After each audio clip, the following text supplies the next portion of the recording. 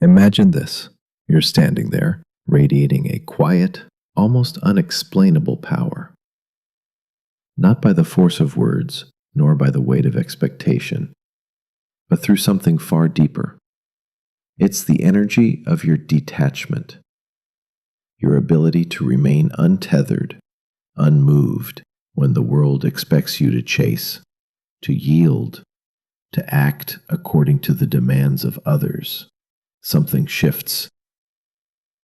A man, once indifferent or seemingly unaffected, is now consumed by thoughts of you. His mind, once calm, is now a battlefield. His desire, not for your presence, but for the mystery you've become. You've become the impossible, the untouchable, the enigma. And in that silence, in that detachment lies his obsession. Have you ever wondered why? Why does a woman's detachment, the very act of her stepping back, send ripples through a man's psyche? It isn't about the absence of love or care, no. It's far more profound than that. It is the mirror held up to the very fabric of his ego, forcing him to confront something he can neither control nor conquer. Carl Jung, the master of the unconscious, understood this deeply. He spoke of the anima and the animus, the female and male energies within us all. When a woman steps into her power, she taps into that unconscious force, drawing forth an energy that men cannot help but be attracted to. But it isn't the surface-level attraction that we're talking about. This is not about mere physical allure or charm. This is a force so potent that it touches the deepest recesses of a man's unconscious. His ego, built on layers of expectations, projections, and self-constructed identities, finds itself at odds with the quiet confidence of a woman who doesn't need to chase. And so, he becomes consumed by the very thing he cannot reach. You. When a woman remains emotionally unattached, she unleashes something far more intoxicating than any calculated display of affection or need. She doesn't cling, doesn't seek validation. In this detachment, she becomes both the abyss and the unattainable star, drawing him in with an invisible pull. His mind, desperate for control, cannot bear the thought of losing what he cannot possess. And the more he chases, the more elusive you become, confirming his deepest fear that his ego, for all its pride, is powerless in the face of your inner peace.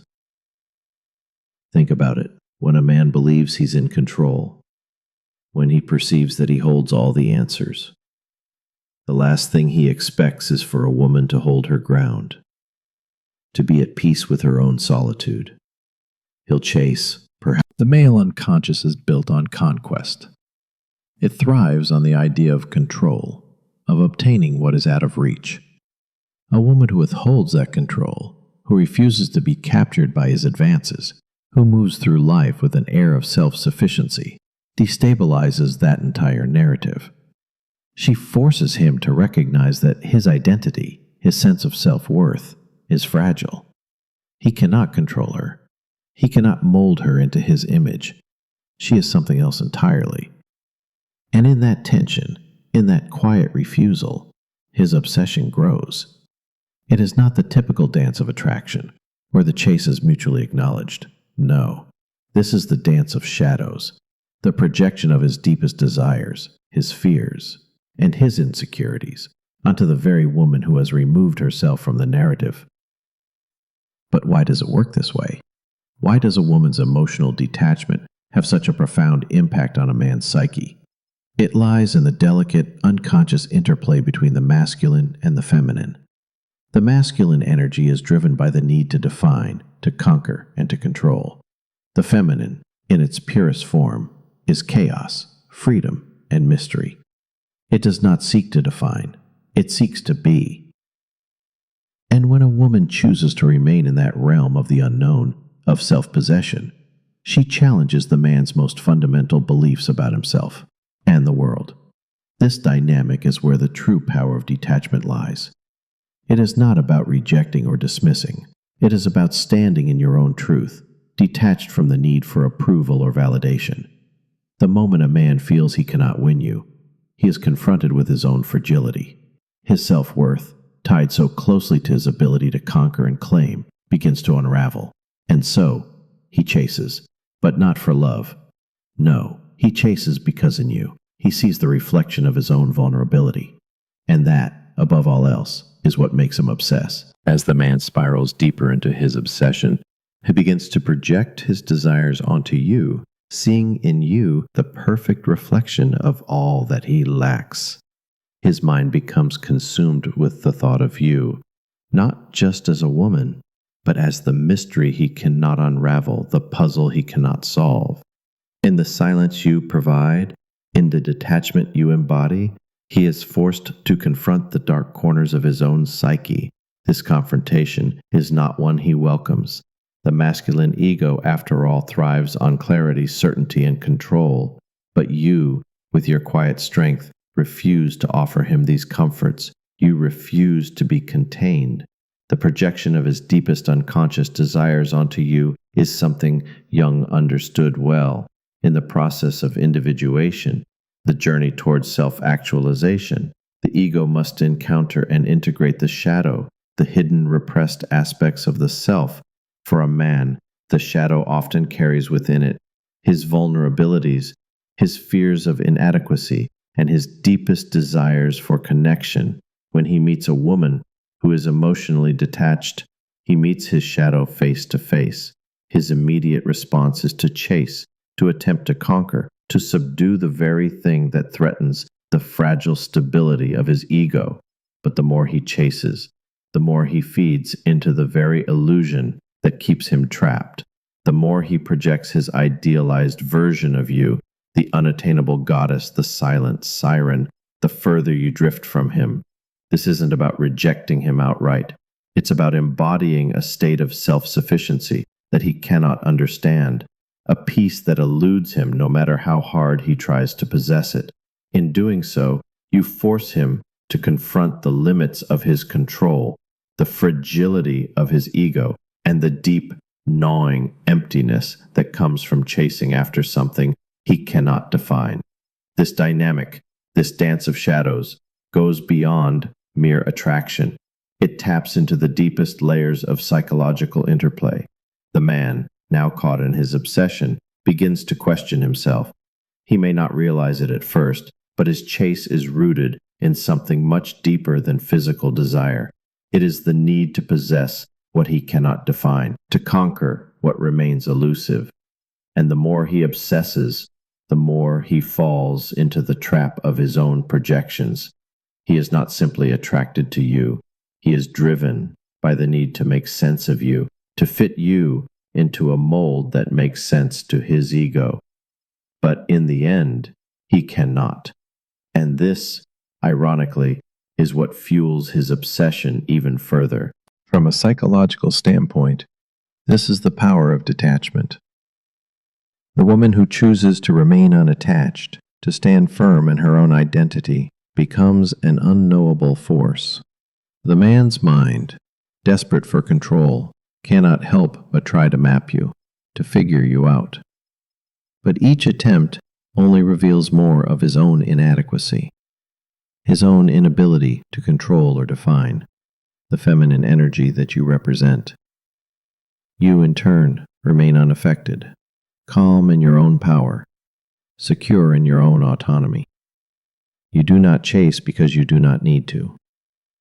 And this silent power is what drives him to the brink of obsession. Jung spoke of the anima, the feminine energy within every man.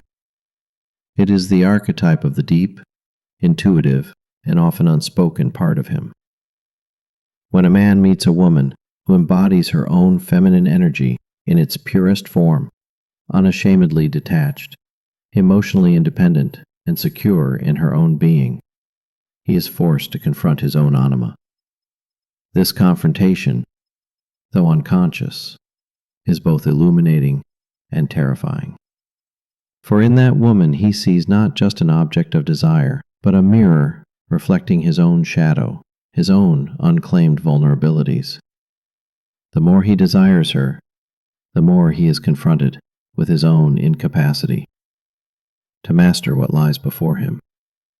This is why, in his obsession, he cannot rest. The detachment that a woman maintains is not a rejection of the man. It is a refusal to be defined by him. It is a reclamation of her own identity, a refusal to become just another object in the world of his projections. In this refusal, she embodies the highest form of feminine power, the power of being, of existing in her truth, regardless of external validation. It is in this strength that she becomes untouchable, and paradoxically, it is this untouchability that makes her all the more irresistible. But this power does not come without its own complexities. The woman who detaches must be secure in her own worth, for her detachment is not a game or a manipulation. It is a reflection of her inner strength and self-sufficiency. She does not need to control or possess the man, for she has already mastered herself. Her detachment comes from a place of profound inner peace, a knowing that her value is not determined by another's perception of her.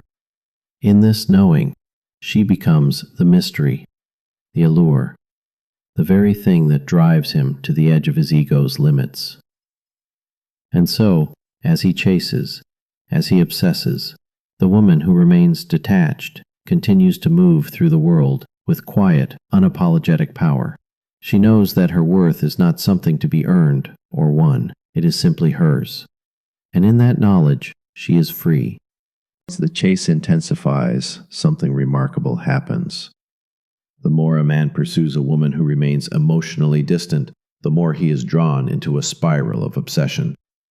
His mind races, his ego is provoked, and every attempt to control the narrative only pulls him further into the labyrinth of his own psyche. He thinks perhaps that if he tries harder, if he plays the game more intensely, he will finally break through the fortress she has built around herself. But the harder he tries, the further she slips away, like smoke slipping through his fingers, leaving him burning with an insatiable longing that he cannot extinguish. This is the beauty and the curse of detachment. A woman who is truly unattached becomes a puzzle that a man cannot solve. She doesn't play by the rules of his expectations, doesn't bend to the whims of his desires. She moves with a quiet, unshakable confidence that both terrifies and entices him. He cannot predict her next move. He cannot understand what drives her. She is a reflection of the unknown, and in that mystery lies her power. She becomes the very thing that defies his ego, the very thing that forces him to confront the limitations of his sense of self. Jung would call this a meeting with the shadow, the unconscious forces that men are often unwilling to face. The shadow is made up of the repressed parts of the psyche, desires, fears, weaknesses, and contradictions that we suppress because they do not fit into the neat boxes of identity we create for ourselves. But when a man encounters a woman who is detached, a woman who is wholly herself, unshaken by his projections and unaffected by his efforts to claim her, he is forced to meet his own shadow. He is forced to confront the parts of himself that he has ignored or repressed, the parts that yearn for connection but are too afraid to truly surrender. In his obsession with her, he is unknowingly confronting the most vulnerable, unexamined aspects of his own psyche. The power of detachment lies in the fact that it forces a man into this uncomfortable encounter with himself. His obsession is not just about her. It is about his own struggle to reconcile his desires with his limitations. The more he tries to control or possess her, the more he reveals his inner fragility.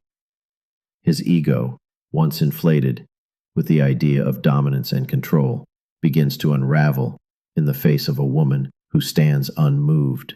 She does not need him. She does not seek his approval. She simply is, And in that simple truth, she becomes his mirror, and that mirror reflects a side of him he may not be ready to see.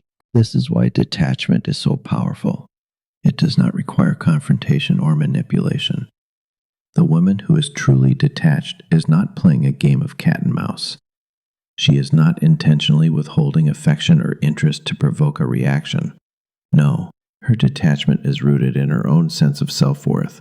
She understands that she is whole and complete on her own, and that her value does not come from someone else's validation. She does not seek to control, to mold, or to change the man. She simply stands firm in her own truth, and in doing so, she becomes a force that the man cannot easily overcome.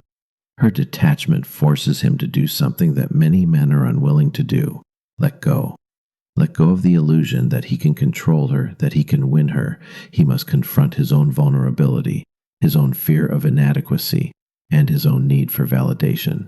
And in this process, he may begin to realize that the object of his obsession, the woman he desires, is not the one who needs to change. It is he who must evolve, who must confront the deeper truth of his own psyche. He must integrate his shadow, the parts of himself that have long been suppressed, if he ever hopes to become a whole, complete individual. This is where the transformation begins. When a man finally surrenders to the fact that he cannot control the woman who remains detached, he is forced to take a long, hard look at himself. It is in this surrender that the possibility for true growth exists. For the first time, he must reckon with the fact that his worth is not determined by his ability to win someone over, to conquer someone's heart, to fit neatly into a role of power and control. He must learn to stand on his own, to confront his own shadow, to heal the parts of himself that have been fragmented by fear, ego, and projection. For the woman who remains detached, this process is liberating. She does not need to manipulate, to chase, or to cling to the external validation of others. Her worth is rooted in her own being. She does not measure herself by the desires or expectations of others. She is free to live life on her own terms, to be unapologetically herself, and to move through the world with a quiet confidence that radiates from within. In this detachment, there is peace. In this peace, there is power. And this power, this inner strength, is what makes a woman irresistibly magnetic. It is not the need to chase that draws people in. It is the ability to remain grounded in who you are, to stand firm in your own truth, and to allow others to either rise to meet you or fall away. The man who truly understands this, who finally lets go of the need to possess, will come to realize that it is not the woman's detachment that holds the power. It is his own ego, his own projections, that have kept him trapped in the cycle of obsession. And when that realization hits, he will see you not as something to conquer, but as a reflection of his own potential for growth and transformation. In your detachment, you have become the catalyst for his evolution, and that, in itself, is the deepest form of feminine power. The woman who knows her worth doesn't chase, she chooses.